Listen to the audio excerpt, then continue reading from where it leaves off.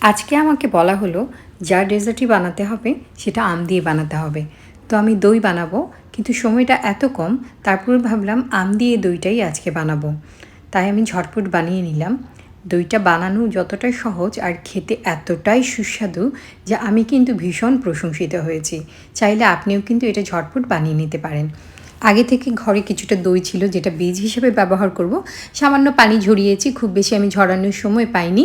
যদি ভালো করে পানিটা ঝরিয়ে নেন তাহলে কিন্তু দইয়ে পানি ওঠে না। এবার আমি একটা হাঁড়িতে 2 লিটার পরিমাণ দুধ দিয়ে দিয়েছি। তারপর দুধটাকে একটু জাল করে নিব। আমি সাধারণত দুধটাকে অল্প আছে জাল করে নিই এবং সাথে বিভিন্ন কাজ করতে থাকি। তাতে করে দুধটা উপচিয়ে পড়ার চান্সটা থাকে না এবং সাথে এতটা সময়ও ব্যয় হয় না। একটু একটু করে নেড়ে দিচ্ছি। এবার আমি একটু চিনি দিয়ে দিব। চিনিটা আমি আগের থেকেই দিব, কারণ চিনি দেওয়ার পর কিন্তু পানি ছেড়ে দেয়। সেই জন্য দুধের সঙ্গে যদি চিনিটা জাল হয় সেটাই বেশ ভালো হয়। চিনিটা স্বাদ মতো দিতে পারেন। আমি এখানে 1 কাপের মতো চিনি দিয়েছি। এবার আমি কিছুটা গুঁড়ো দুধ দিয়ে দিয়েছি। গুঁড়ো দুধও দিয়েছি আমি 1/2 কাপের মতো।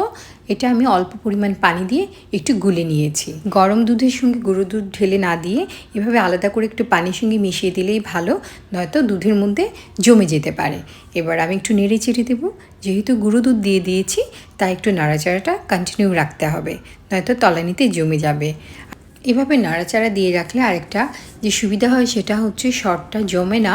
সেক্ষেত্রে দুধটার টেস্টটা আরও ভালো হয় এবং একই সাথে দইটাও খুব ভালো লাগে এবং দইটাও খুব ভালোভাবে জমে। দুধটা বলক চলে আসছে। আমি খুব বেশি ঘন করব না, যথেষ্ট হয়ে গেছে, কারণ আমি একটু গুঁড়ো দুধটা একটু বেশি পরিমাণেই দিয়েছি। আর আপনারা চাইলে আর একটু ঘন করে নিতে পারেন। চুলো বন্ধ করে দিয়েছি। এবার নেড়ে ছেড়ে এটা ঠান্ডা করে নিব। এটা ঠান্ডা হতে হতে ম্যাঙ্গোর যে পাল্প সেটা আমি তৈরি করে নিচ্ছি। আমি কিছু হিমসাগর আম নিয়েছি। এখানে 4টা হিমসাগর আম একটু কেটে নিয়েছি। তারপর ভেতর থেকে পাল্পটা বের করে নিব।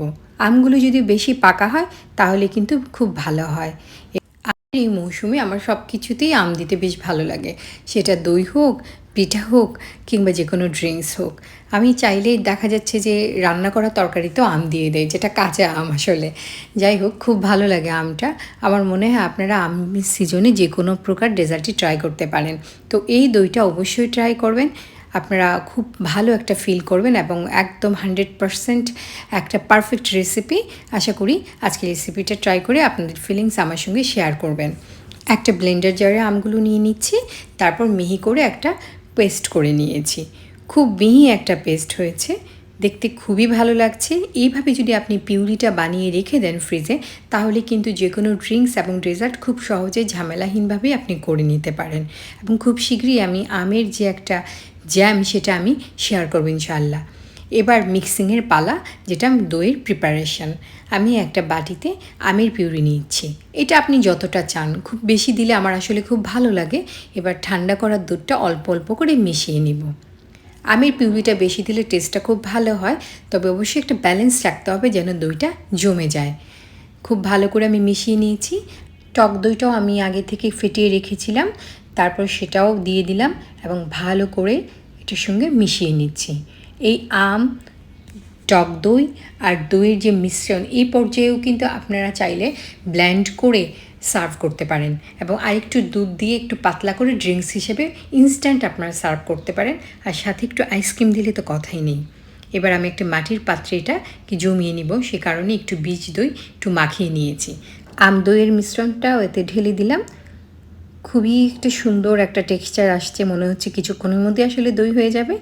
সুন্দর দেখানোর জন্য উপর থেকে একটু আমের যে পিউরি সেটা আমি দিয়ে দিলাম এবং একটা কাঠির সাহায্যে একটু ডিজাইন করলাম, একটু একটু আর্টিস্টিক লুক আসার জন্য, আর কিছুই না। তারপর দইটা ঢেকে একটু গরম জায়গায় রেখে দেবেন, কয়েক ঘন্টা দই জমে যাবে। এরপর যেটা করবেন, দইটাকে সেট হওয়ার জন্য ফ্রিজে রেখে দেবেন, নর্মাল ফ্রিজে। কয়েক ঘন্টা রেখে দিলে দারুণ সুন্দর দই জমে যাবে। আপনারা বিশ্বাসই করতে পারবেন না এত ভালো দই আপনি বানিয়েছেন। কিন্তু আমার বাচ্চা অস্থির হয়ে গেছে, সে এখনই দই খাবে। আমি এখন দিয়ে দিচ্ছি, ফ্রিজে রাখতে পারলাম না। দেখুন তারপরে কতটা পারফেক্ট হয়েছে।